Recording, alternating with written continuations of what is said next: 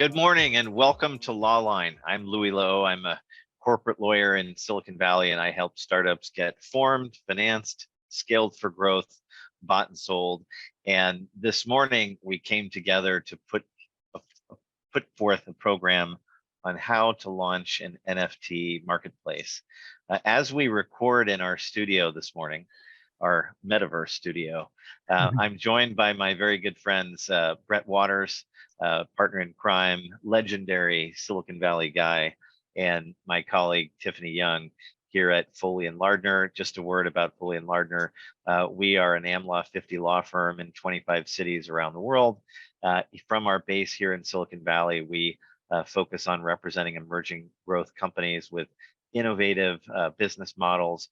And over the last couple of years, we've spent a lot of time helping our companies navigate new business models in what we call Web3.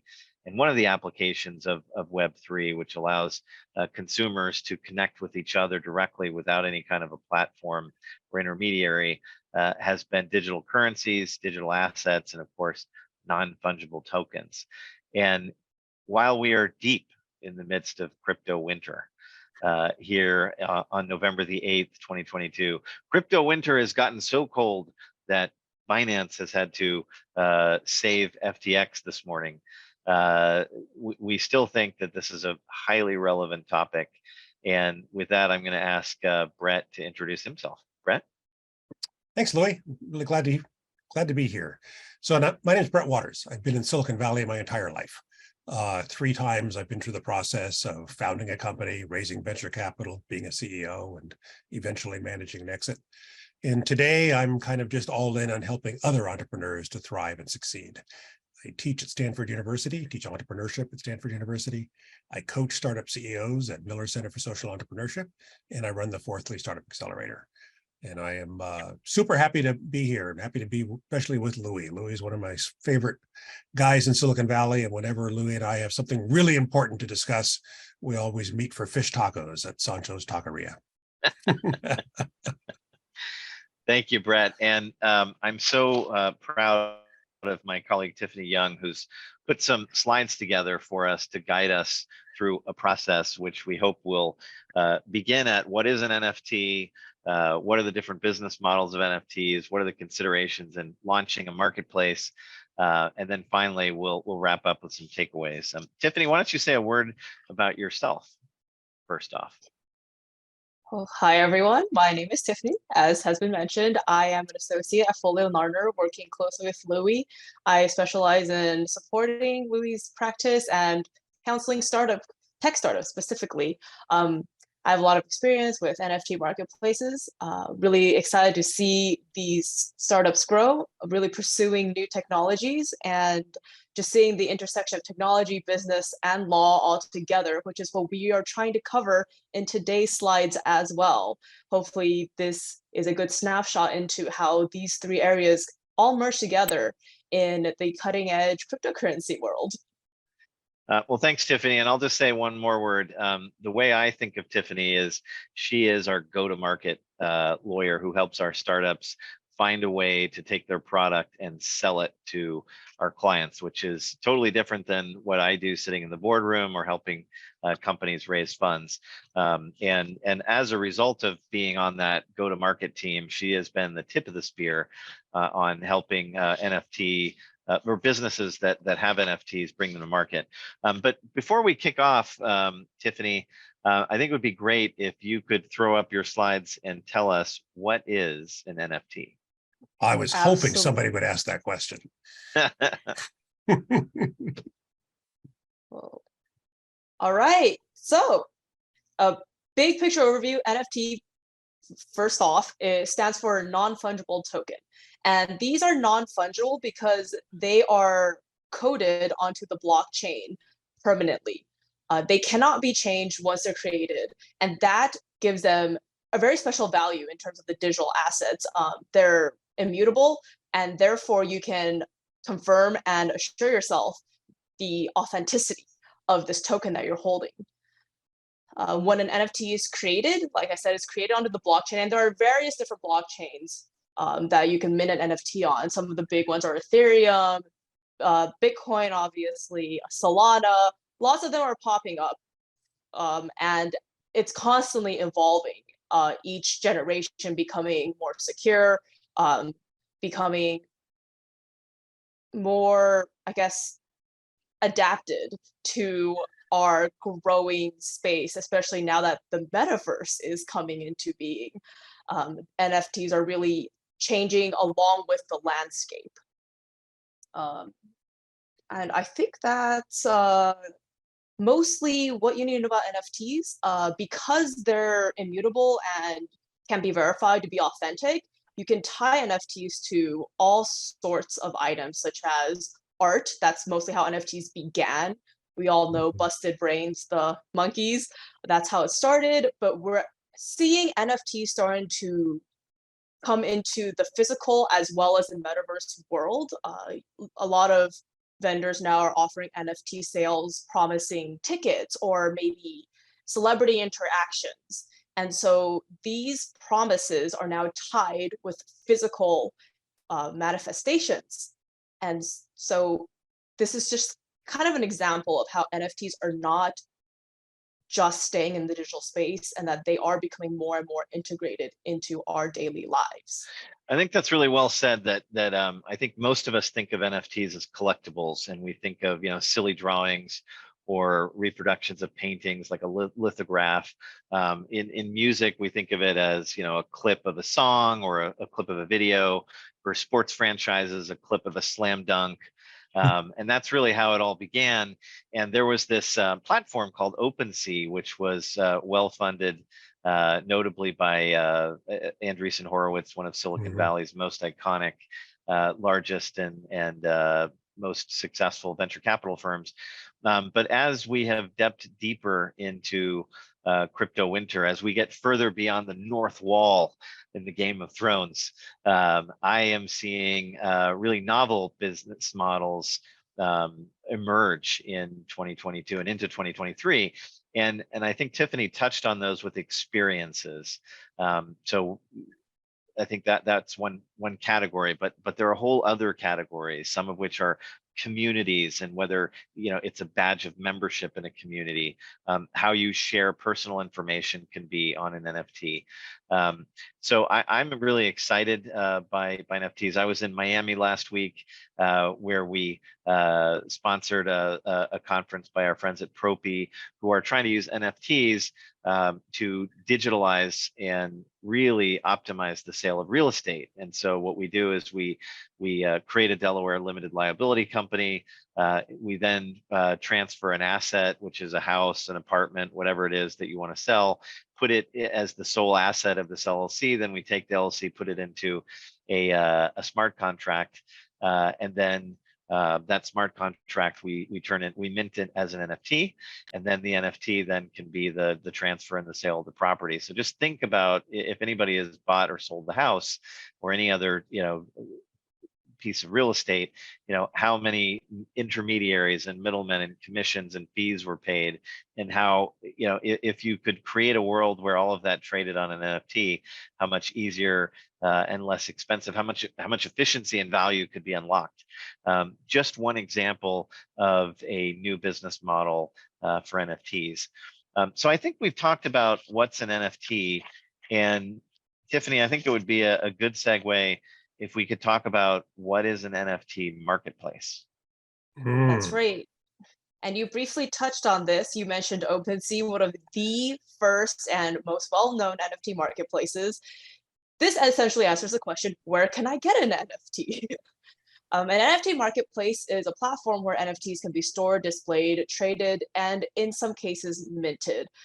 It's very important to note that in creating and operating your own NFT marketplace, you can feature any or all of these features that we're going to briefly touch on this slide. So NFT tokens must be minted by somebody. And usually, NFT marketplaces will either mint all of their content themselves and post it for listing for sale, or they'll open it up for the users themselves to mint NFTs and go ahead and sell and trade that way. Users can engage in primary and secondary sales. So not only can you buy freshly minted NFTs, on NFT marketplaces, you can actually resale. And that's a lot of where the economy of NFT marketplaces come from, kind of trying to ride the highs and lows of cryptocurrency and the value of the NFTs that you're currently holding. Now, when you're launching your NFT marketplace, you really want to decide ahead of time which features you want to support, because that will open up a various set of questions that you must consider before you fully launch. For example, you have to consider, can users mint their own NFTs? Will your market in fact support resale? And if it does, will it support resale of just NFTs minted on your own platform? Or will it support resale of NFTs from other platforms, such as OpenSea?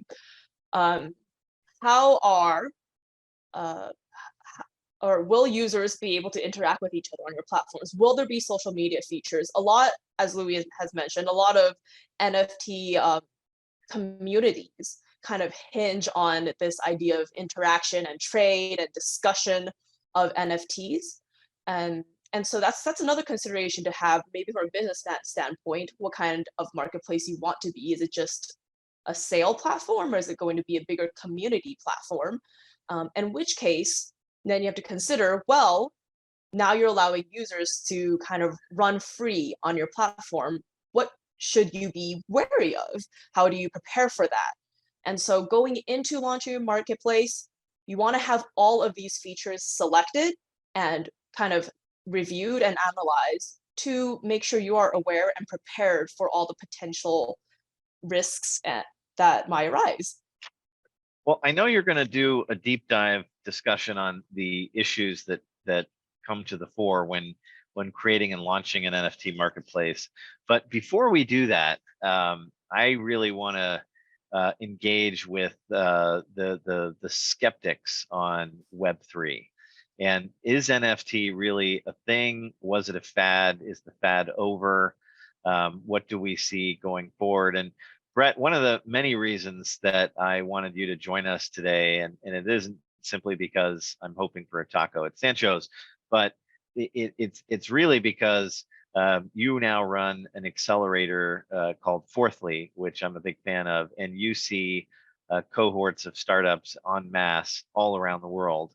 And I love that about your platform, the fact that you're bringing together startups from all around the world. In your journeys, recruiting and mentoring new cohorts of startups, how do you feel about Web3? And again, putting this into context, we are November 8th, 2022, and Binance has just launched a white knight savior term sheet to save FTX from crisis. Brett, tell me what you think of Web3. Well, so of course, one of the most interesting things to me is if you ask 3 different people for a definition on of what Web3 means, you'll get 6 or 7 different answers. That, you know, to the crypto people, it's all about crypto. To the privacy people, it's all about privacy.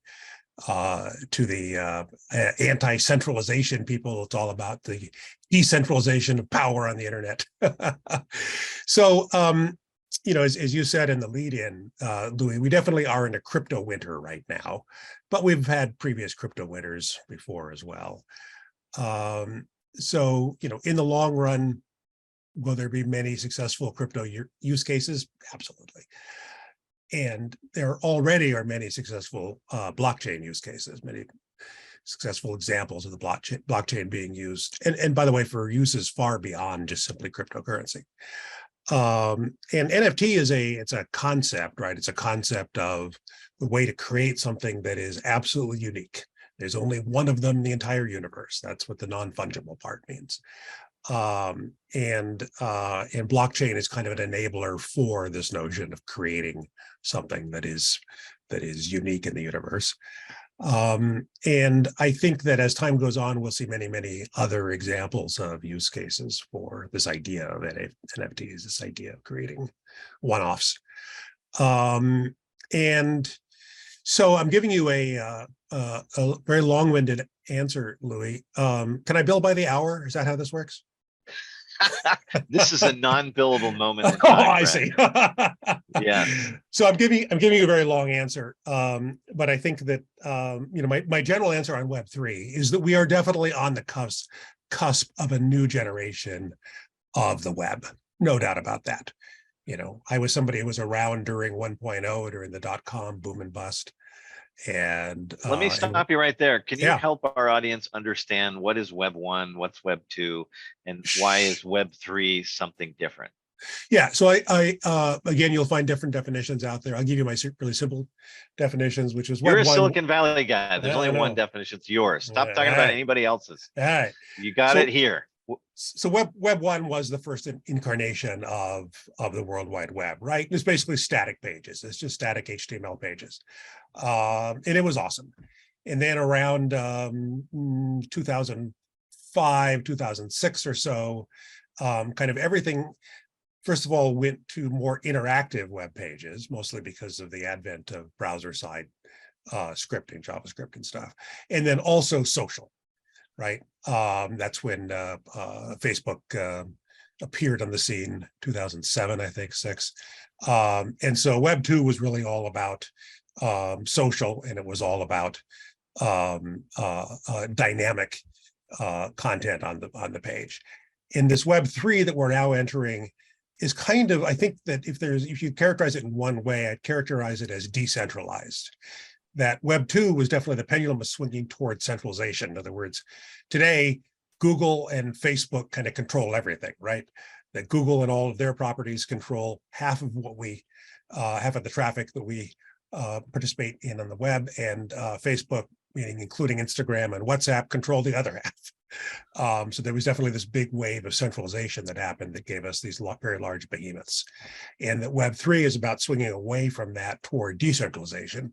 And of course, a fundamental tenet of cryptocurrency and blockchain is about decentralization. And what is it about Web 3 that allows decentralization? And what I think it is the ability of customers or end users, consumers, to consume content, to consume digital assets without going on a platform like Facebook or Google, without having to transact using Apple Pay or one of the many Facebook monies or Google monies, and indeed without fiat currencies at all. And so it allows you to have a transaction. Well, first of all, it allows you to bring a product to market, right? And NFT is just one of them. Second, it allows you to find another consumer and connect with them, have your own identity, whatever it is, which is encrypted, and then it allows you to transact using monies that are outside of control. So I think that's the decentralization piece. Another statistic. Your last sentence there, Louis, included have your own identity. And I think that this is a fundamental thing, that during Web 2, which was the centralization thing, the big Google and Facebook basically owned our identity, right? And so we have a Google login, and we can use that Google identity to log into a variety of other things. They call this federated login system, where we have our Facebook identity, but fundamentally they own the identity, right? So if we cancel our account, they still own the data associated with that. And that Web 3 is about this notion of self-sovereign identity, where each of us own our own identity, and that's part of the enabler for blockchain and cryptocurrency. Self-sovereign identity. I think we would be remiss without talking about metaverse, because I think metaverse is critical both to Web 3 and to NFTs. And Brett, how do you see the utility of the metaverse, especially post-pandemic? So we know that during the pandemic, everybody's at home, locked up, working from home, not going out very much, not traveling, and they're looking for immersive, interactive experiences with other people. And so you have this huge push on the creation of metaverses. But now, even in Silicon Valley, people come to the office maybe once, twice, 3 times a week, even. Wow. And we're looking forward to more. So the need for metaverses may not be what it was 2, 3 years ago, Brett. But how do you see the utility of a metaverse, and how does it connect with NFTs and Web3? once again, metaverse is one of those things that there are multiple definitions for. The gamers think of it as being a virtual environments for gaming. As you said, Louis, most of us today who are professionals spend at least half of our day on Zoom calls. And that's kind of the metaverse for us, right? It's just, virtual work environment. I think honestly, the jury is kind of still out about, kind of what the real world use cases for this metaverse thing are beyond, like I said, Zoom calls for professionals. So I'm not sure. Maybe Tiffany's got thoughts on that. Well, let me tell you that from where I sit at Foley and Lardner in Silicon Valley, we are getting contacted by brick and mortar old economy companies. I'm not going to name names, who are looking for advice on how to create a digital presence in the metaverse, how to have an online store, how to have digital real estate, how to connect with consumers in the metaverse. I don't know about you, Brett, but I often receive products now without ever going to the store. And so how would I ever know about the new products unless I went into their online store? And I think online stores are no longer the way that people want to interact with product. They want to learn about products by seeing people use the products. And so metaverse is going to continue to be a thing. So here we are, November 2022. Facebook has renamed itself Meta, and its stock price is down 75%. Yep. But to be fair, everybody's stock price is off, to be fair. What does that say about the future of metaverse, Brett? I'm not sure that in November of 2022 we can answer that, because as I said, the market in general is kind of sucky for the internet giants right now. I mean, Zuckerberg he's making a big bet, right? He's making a big bet that he needs to use his current cash cows, which are Facebook and Instagram, and to a lesser extent WhatsApp, to fund the next generation. Many of you have probably read the book, The Innovator's Dilemma by Clayton Christensen, his professor at Harvard Business School. It's a terrific book on how many incumbent companies die because they are unable to fully embrace the innovation that is going to be the next thing.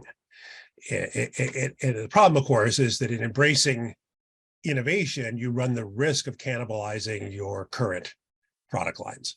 And, one of the most famous examples of this in history is Kodak, right? The Kodak, once controlled 90% of the world's photography market, but they were slow to fully embrace digital cameras, because digital cameras were going to cannibalize what provided 90% of their revenue, which was selling film. And so because they didn't fully embrace digital cameras, they eventually went bankrupt because film went away. And so Mark Zuckerberg is absolutely intent on not letting that happen to him. And so he is all in right now on creating the next thing and using the revenues that are strong from the current product lines to fund the next thing. And it'll be 5 or 10 years before we know whether or not that bet pays off or not. But that's kind of my view of where they're at. And I think the transformation started 9 years ago when he bought Oculus, which I think was his first big foray into metaverse. And he's much maligned and criticized. My personal opinion, and this is not a legal view, is that it's all about the products that are being created. I think the idea is right, but it's all down to the execution at this point. Yep. And always is. Nobody has created an AR VR product that I want to use. Other than this Logitech camera that is filming me right now. So all these gadgets you put around your head, I've tried them. I haven't found a use case to keep them on. But I think the day we do, it'll be a different world. I am big on the fact that old economy companies, just like 20 years ago, they needed to find a way to get online. They're now trying to find a way to connect with consumers in the metaverse and to participate in this in this migration from 2.0, where they had to do everything through Facebook and Google, to 3.0, where they have to do it themselves directly. I think that's right. And that's why in 1998, every company was asking, how do I build a website? And that's kind of where we are with regard to the metaverse right now, as every company is saying, how do I get on board with this metaverse thing? And so, as you look to monetize new business models, one of the ways you're gonna do that is through a token. And I think we should click, Tiffany, and talk about the first big issue with tokens of any kind is, are they securities? And the idea of a security is defined in the federal securities laws, which came out of the Great Recession of 1929. We had the Securities Act of 1933, and then the Exchange Act of 1934 that regulated the trading. And securities were defined as those things we all understand, which are stocks and bonds and debentures. But then it's this nebulous concept of investment contract, which is how people pool their money together in the hopes of making more money, and that is what captures.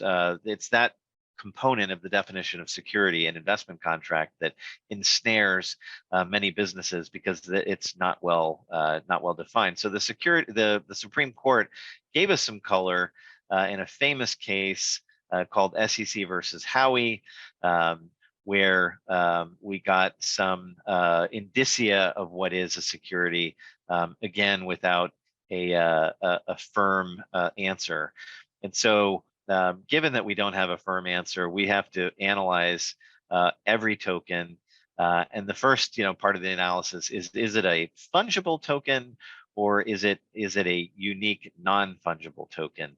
And so here today we are talking about NFTs, which we're assuming are non-fungible. But those of you out there who are creating new businesses, do not assume that your token is fungible or non-fungible. Do the analysis. But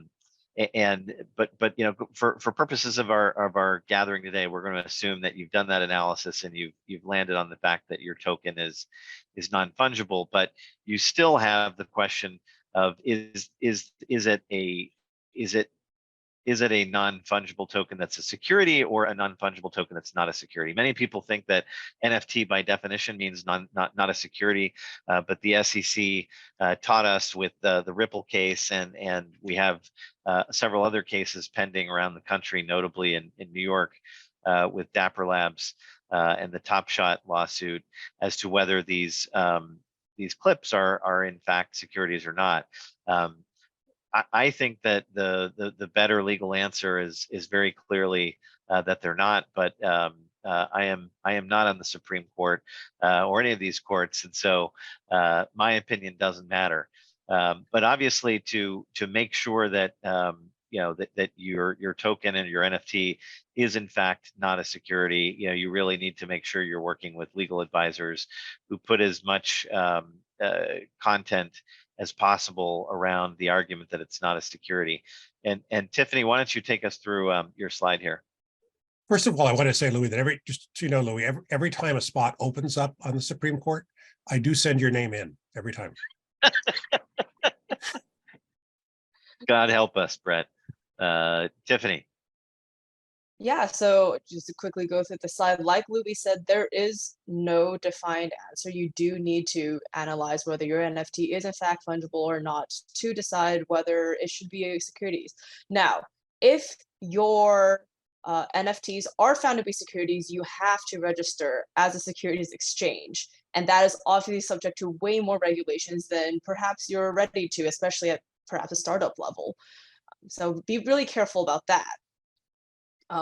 To kind of avoid this risk of being accidentally funneled into a securities exchange category, you should make sure that your NFT marketplace does not allow marketing the NFT as part of a fundraising effort to build a network or platform for future sales, that it does not engage promoters or sponsors or third parties to drive the appreciation of the NFT's prices.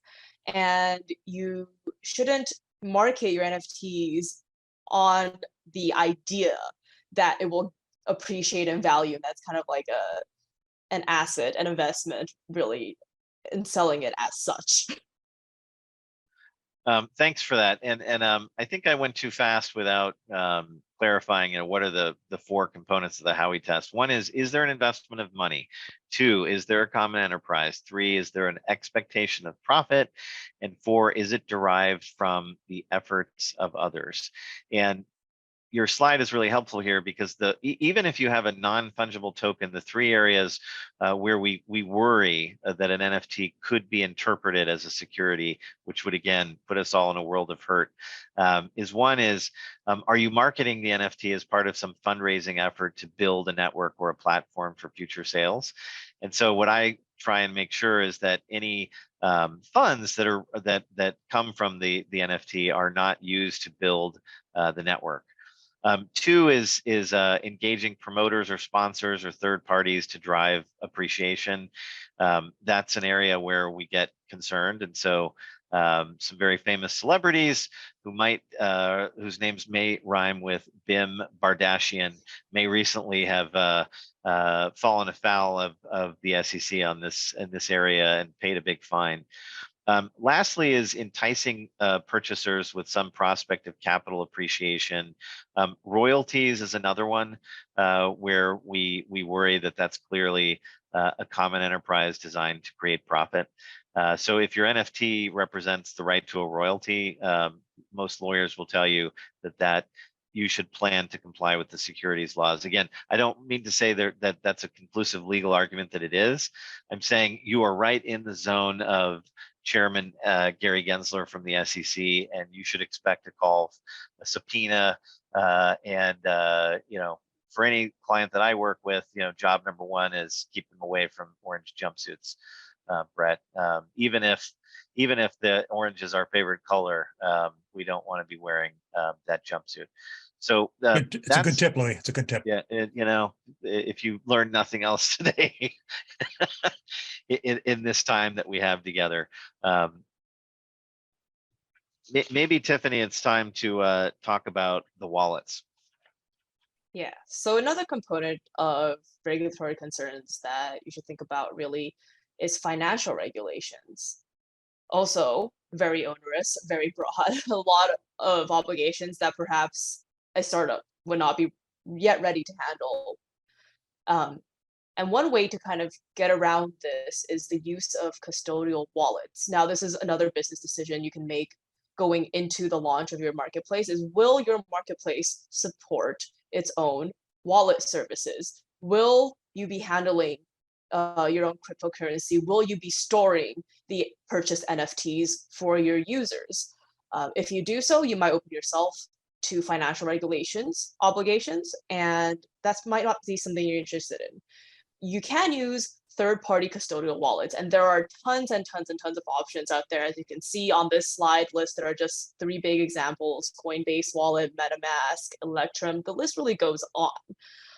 And so they kind of handle all of that regulation, that obligation. All you have to do is kind of integrate their services into your platform. Keep in mind that when integrating third-party custodial wallets and really any third-party services in your platform, you must disclose that to your users, typically in the form of a terms of use, which we will talk about later in this presentation. But okay, so let me stop there and put it in context. So you want to launch an NFT marketplace, and obviously you're selling something. You need to receive consideration from the purchaser. What is it? And if you're distributing currency, transmitting currency, that's where you're going to run into federal, state, and even in the case of New York City, local municipal rules on who is allowed to transmit funds. And that's because the integrity of our marketplace requires that we consumers feel safe making payments, receiving payments, sending payments. And so those people that are doing that have to be licensed as a money transmitter. And so you as a startup have to make a decision right away. Are you going to go register for that qualification, which is a very expensive, long, and arduous process. Some people say that it takes 6 months to a year. I say longer. Some people say it can be upwards of $1 million. I say it could be multiples of that. And so the easy answer is you partner with an existing licensed money transmitter. And then you have the issue of what is that money transmitter going to charge you as a commission to play that role. And obviously, there are many price points and many providers across the spectrum, and so you've got to find the right one for you. Then you have the question of wallet, which I think this is an interesting one. Brett, how many different digital assets do you own? And you can talk about your friend Bob if you do. We don't have to talk about you personally. My friend Bob has 4. Okay. And does Bob own these through Coinbase? So I think most people now generally use Coinbase. It's a US registered public company, so it has audited financials. It's regularly audited by the US Securities and Exchange Commission, and people generally view Coinbase as an entity that has embraced regulation and compliance. And so many consumers feel safe going on Coinbase, depositing some amount of fiat currency, let's say US dollars, and then from there using those US dollars to buy digital currencies on a digital exchange.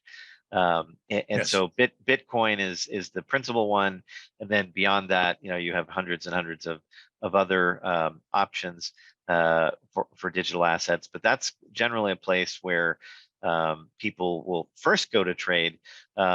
Brett, does Bob like Coinbase, or does Bob like to have his own wallet? No, Bob likes the safety and security of Coinbase. Right. So the problem with that is that there are several newer currencies, Solana being one of them, where it hasn't yet received a state of comfort in the market that it's not a security, and so Coinbase will not list some of these currencies, or if they do, they don't allow full trading, and so you may need to have a separate wallet to transact in NFTs that are built on Solana blockchains or other blockchains. And so lo and behold, even Bob may not be able to use Coinbase for everything, is where I'm going with that. And so you may need to have another wallet. You then need to know if you're building an NFT marketplace, that how are people going to be able to download the NFTs? Where are they going to store them? And so it's happened to me that I cannot do that in Coinbase, and so I have a Phantom wallet, which is the wallet that Solana uses for assets on the Solana blockchain. So I think we've covered wallets and money transmitters.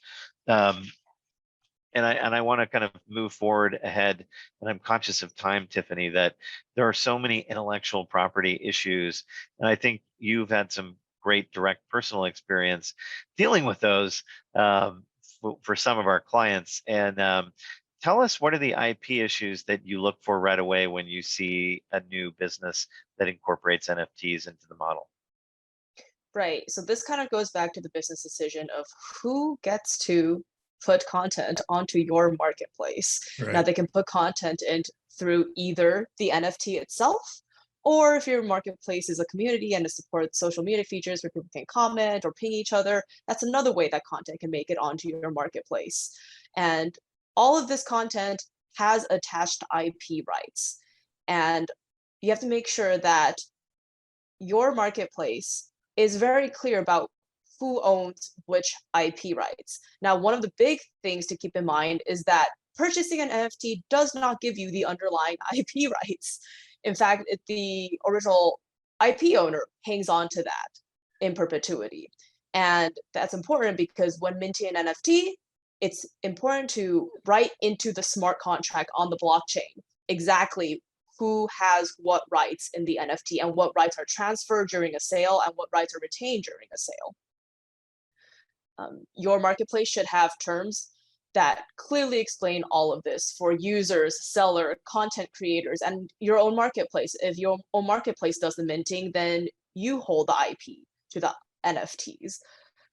And you should have technical measures as well built in to address these kind of risks. Oftentimes, you may receive copyright notices saying, hey, so-and-so user has infringed my copyright.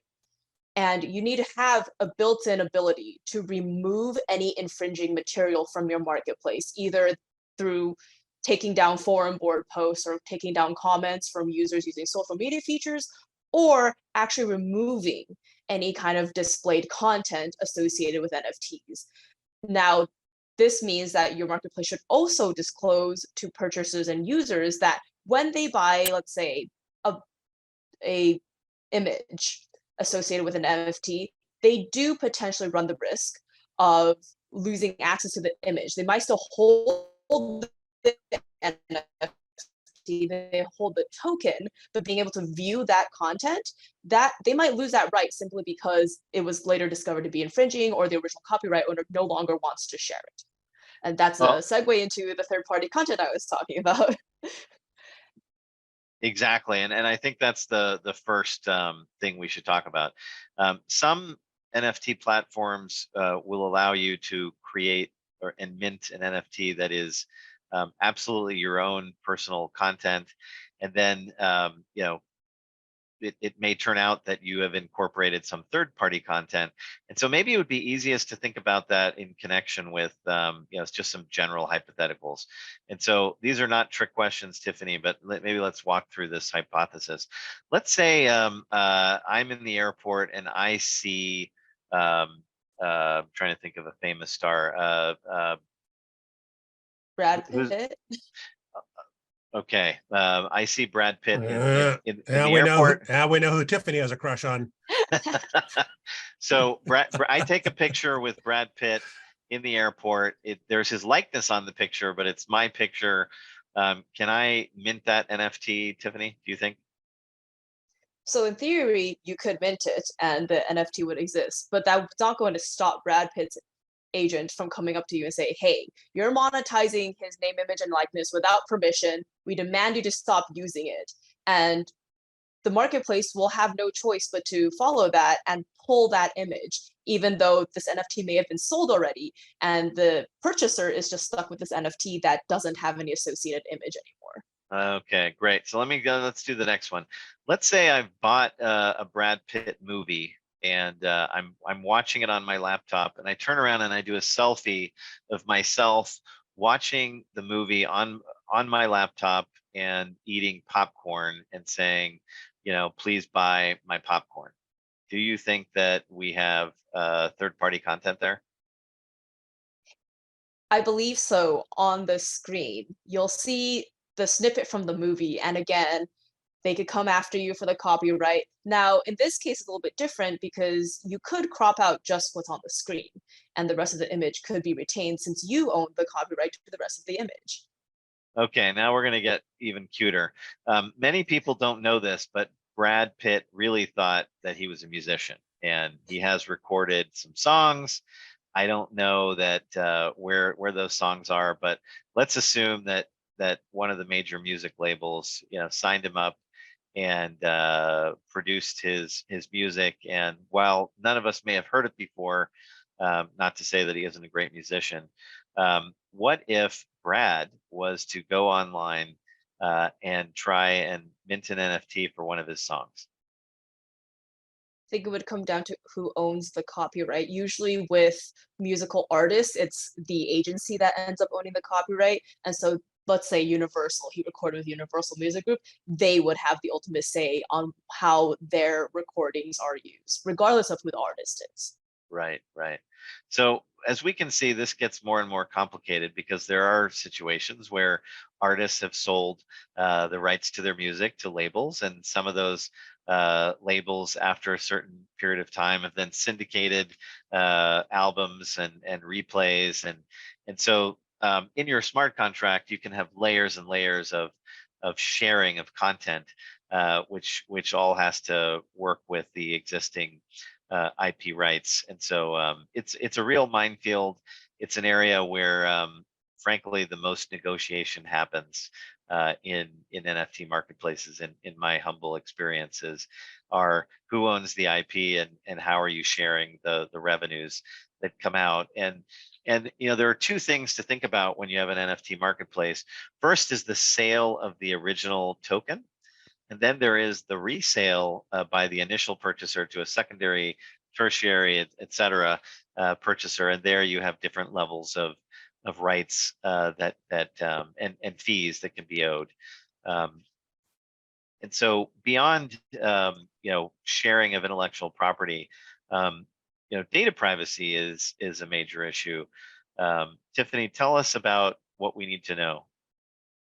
As we all know, the data privacy space is constantly evolving in the US and globally. We all know the GDPR was one of the first major pieces of legislation set out by Europe to really define what individuals have rights to in terms of the privacy of their life and their information.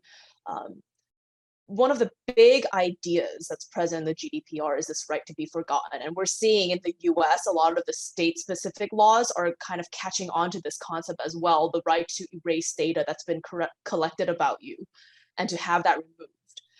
The problem with NFTs and this idea of erasure is, as we had mentioned earlier, it's written on the blockchain. It's immutable. Once it's on the blockchain, it cannot be removed. And so you have to be really careful about what you initially write onto the blockchain. And as an NFT marketplace, you're going to want to put in some technical measures, technical limitations to make sure that any kind of minting will not accidentally lead to personal information being attached to the NFT, particularly if you're opening up minting capability to your users. You don't want them to mint your NFT and in the process of minting their NFT, they have their IP address glued to it or their personal email glued to it. We don't want any of that risk. And so it's important to set up your marketplace to avoid that. Well, I'm struggling with this and how data privacy relates to NFTs. And I think this will be helpful for those of us in our audience who may not have spent time thinking about it. But an NFT lives on a blockchain, and blockchains by definition have to be validated by other users. How can you not have personal information of the buyer and the seller? That is, how the chain builds, and how can you not have personal information that shows that the block on the chain was in fact validated by a user? That's a great question. And it comes down to validation does not mean identification. You can always anonymize any kind of data and kind of associate it with a key or maybe an ID that cannot be traced back to a specific individual. So you can still have on the blockchain evidence of validation, evidence that this was in fact a valid purchase, but you don't have to necessarily tie it to any information where you can track it to a specific person. Useful. Brett, do you think privacy is a big issue in Web3, and how do you think an NFT solves it? Well, for sure, it's a big issue. It's a big issue, first of all, because users increasingly care about that. But then secondly, as Tiffany said, the regulatory environment today with regard to privacy is complex and strict. The GDPR in Europe, and then California, is it called, what is it, COPA? Is that what it's called, Tiffany? The California one? This CPRA is the new one. CPRA, right? Sorry, Yes. CPRA, right. And those two, California by far the largest market in the U.S. and then the EU, obviously. So those two sets of privacy regulations kind of end up governing anything you plan to do on the internet today. And so, yeah, I think it's a huge part of Web3, but it's also easier in Web3 than ever before, because there's all kinds of tools today for protecting privacy, for anonymizing data, for encrypting data. Whereas Web2 was, one day somebody Netscape kind of whipped up the idea of a cookie, as a patch. And then we got stuck with cookies for the next 15 years, which cookies contained all kinds of unencrypted personal data. And now Web3 is very much kind of getting away from the old-fashioned cookie metaphor. Well, you brought us into an interesting area when you mentioned COPA, which is not a regulation about privacy. It's about how you can interact with minors. And There's all these acronyms, Louis. Who creates all these acronyms? It's just so that lawyers can bill more time, of course. No, right. Sincerely, COPA is the one about kids under 13, right? Right. And the issue here is that kids are typically the early adopters of new technologies. Yeah. That is not a new thing. It's absolutely true in the metaverse. And so when you're thinking about your business model, you've absolutely got to be careful about how people are even being present in your metaverse and how they're transacting. And any transaction with a minor is voidable. It's something to understand. And worse than voidable, it can land you in an orange jumpsuit. So Tiffany, take us through the consumer protection regulations and product liability areas that we think about when we create an NFT marketplace.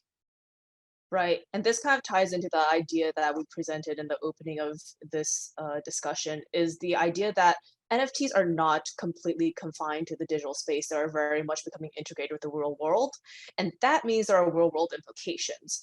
For example, I saw that someone purchased an NFT, and the NFT promised limited edition sneakers. They're only going to be 500 manufactured, and by getting this NFT, you're guaranteed to get a pair. They'll mail it to you.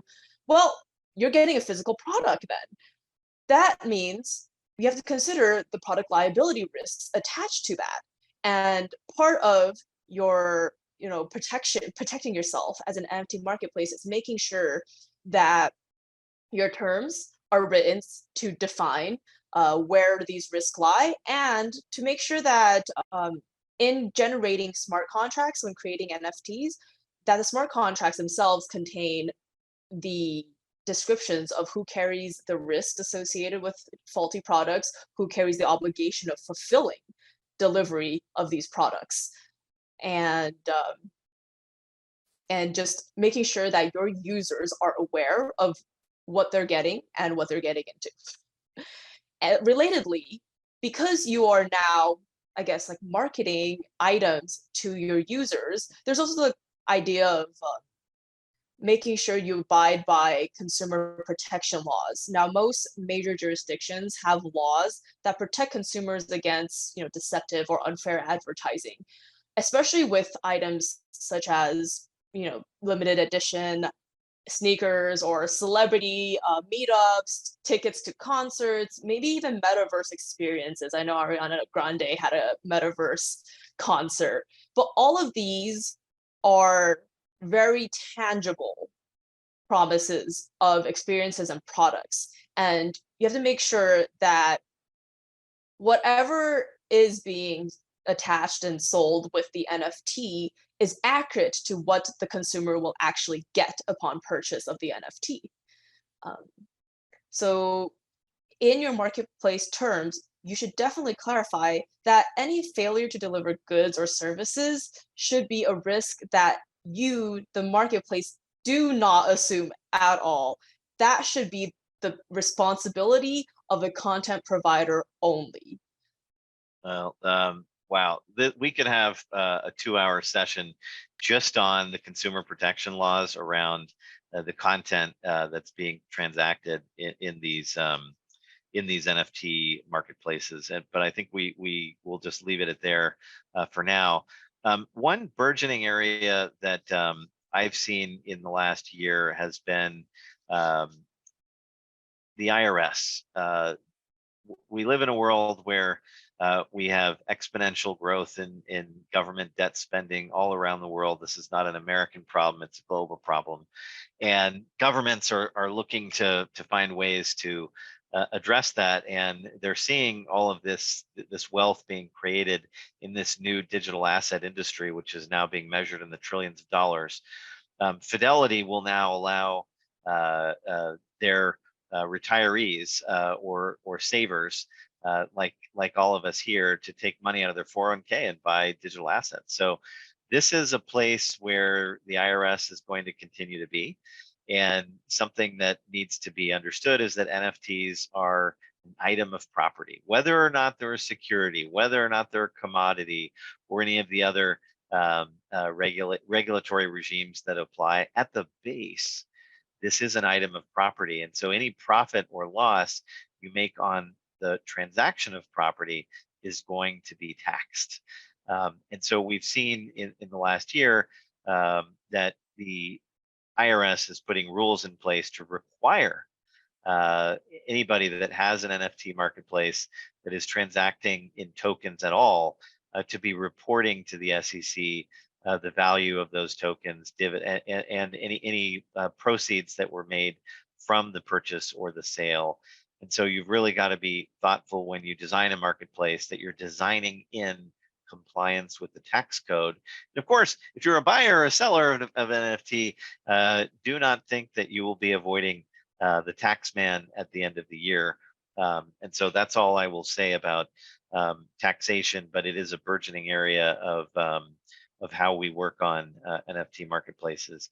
I think you've given a great overview of kind of the areas of law that we worry about when we look at creating NFT marketplaces. And Tiffany, I wanted to get your best advice on, now having worked with me on at least 3 NFT marketplaces. How is it that you recommend companies get prepared? Well, the first step would be to form a corporate entity. Having a corporate entity gives you the most liability protection, where if anything happens, they don't come for you directly, they come for your corporate assets. And so that's definitely a layer of protection you want to have. So that's startup 101, you're saying. Yes. Tell us more about terms of use and other areas of startup creation that are especially relevant here in an NFT marketplace. Yes, so I mentioned a few times throughout our presentation today the idea of terms of use, and as well as a code of conduct and privacy policy. All of these are core documents that your NFT marketplace really should have.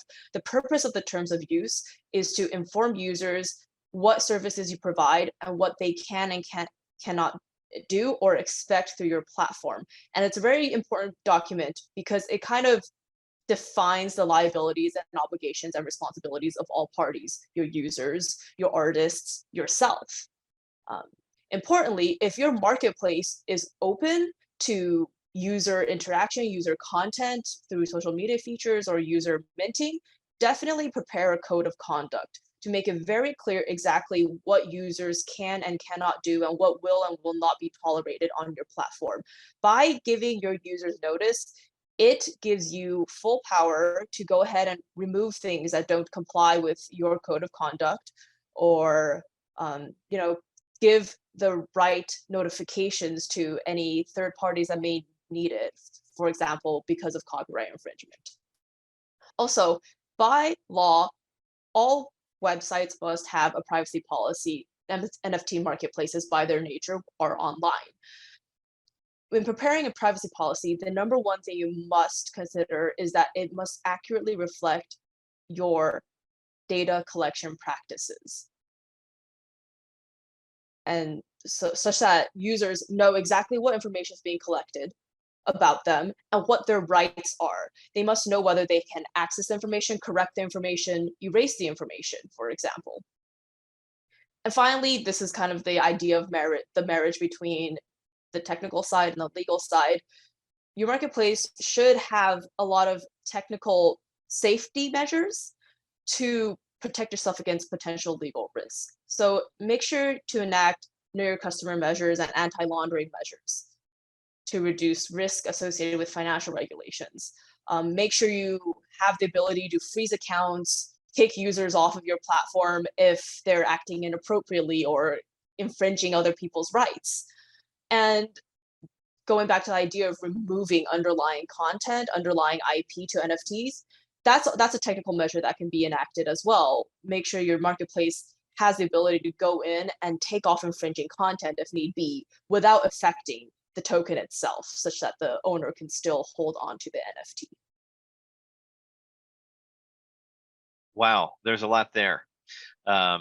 You know, we did not cover in as much depth as I would have liked the sanctions regimes that apply not only in the United States but in China and in many other parts of the world that make transacting in these things very, very dangerous.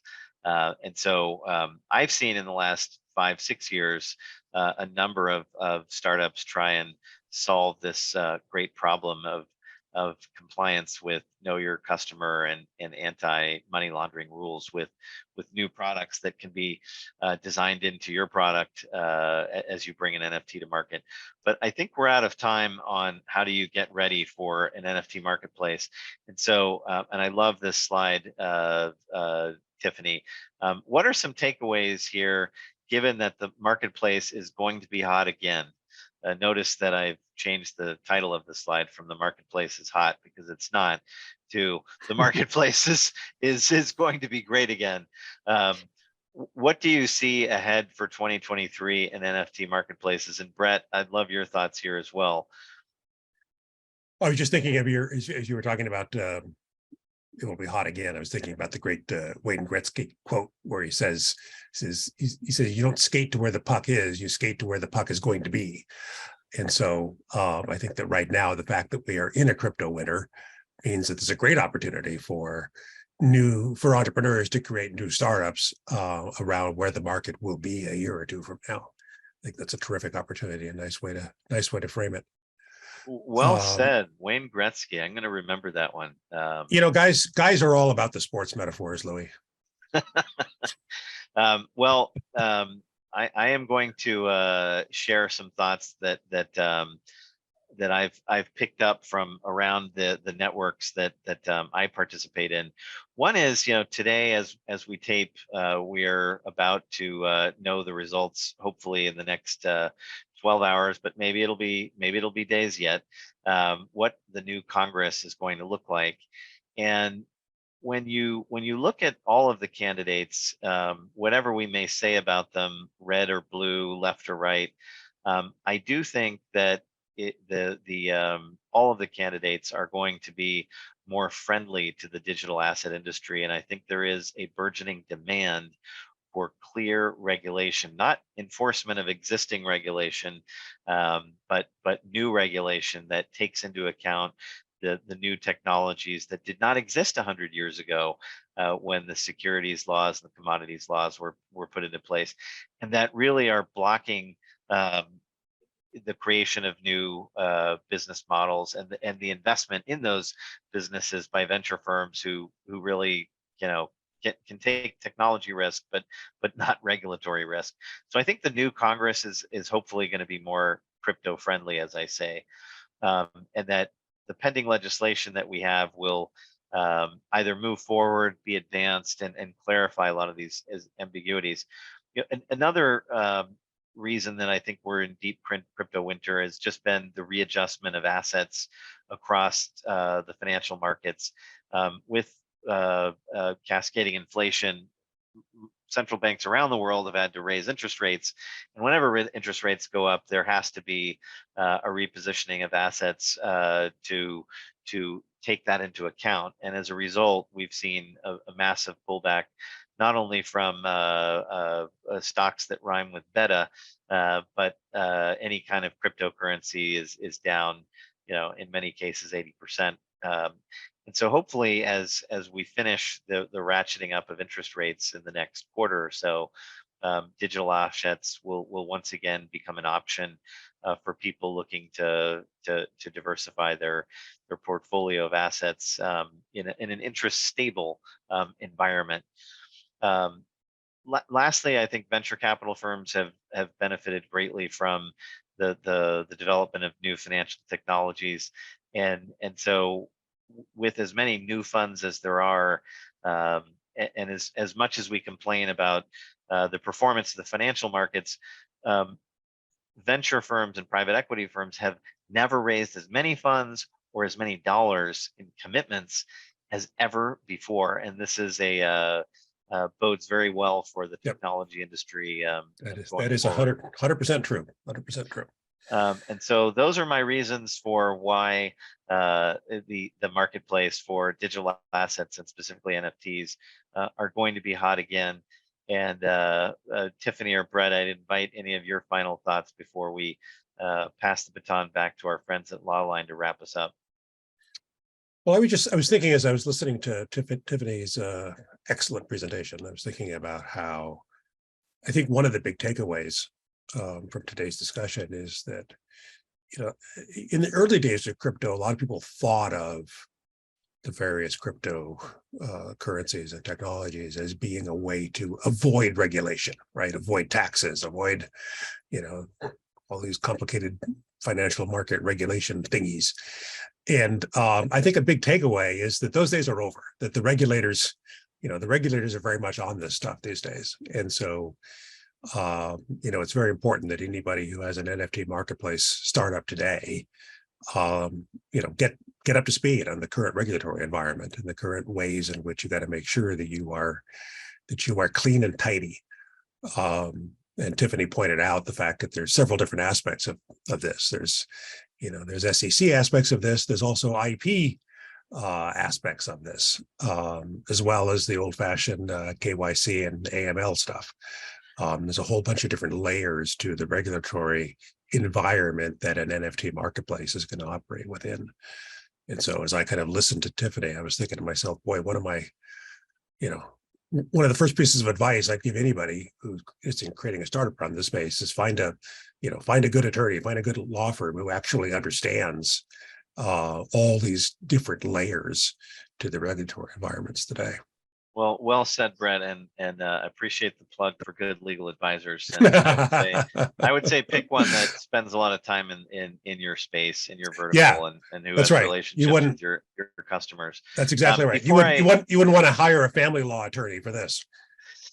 Before I wrap with you, Brett, and I'll pass the baton to Tiffany while you think about the answer to this one, Brett, is whether you want to plug any amazing Fourthly companies that have metaverse, NFT, or Web3 business models, or whether you might launch a new cohort at Fourthly for that purpose. But before I'll give you a minute to think about it. Tiffany, any final concluding thoughts as you look at the world in 2023? Yeah, absolutely. We had mentioned the metaverse so many times during our presentation. It seems inevitable that the metaverse is going to come into all of our lives. And what's the number one currency in the metaverse right now? NFTs. Everyone's buying NFTs to guarantee them experiences, get them access to the metaverse, getting them limited items in the metaverse. All of this is coming together. We're seeing Web3 really manifest into what its final form is going to be. Thanks, Tiffany. Brett, any final thoughts on Fourthly companies? Is Fourthly going to have a Web3 cohort? We do not currently have that planned, Louis, although we may. So I'll take up on your offer of a brief plug. So Fourthly is named for the fact that the World Economic Forum says that we're now entering the fourth industrial revolution, and that it's the merging of the digital, the biological, and the cognitive, and that cryptocurrencies and NFT very much at the heart of this, and that one of the things that makes the fourth industrial revolution different from any of the previous three is that this one's not happening around one place; it's happening all over the world. And to your specific question about Fourthly alums, Louis, so we had one of our terrific alums from the Fourthly Startup Accelerator is Tixology. So Tixology is bringing NFT concept to ticketing. They're basically taking on Ticketmaster, right?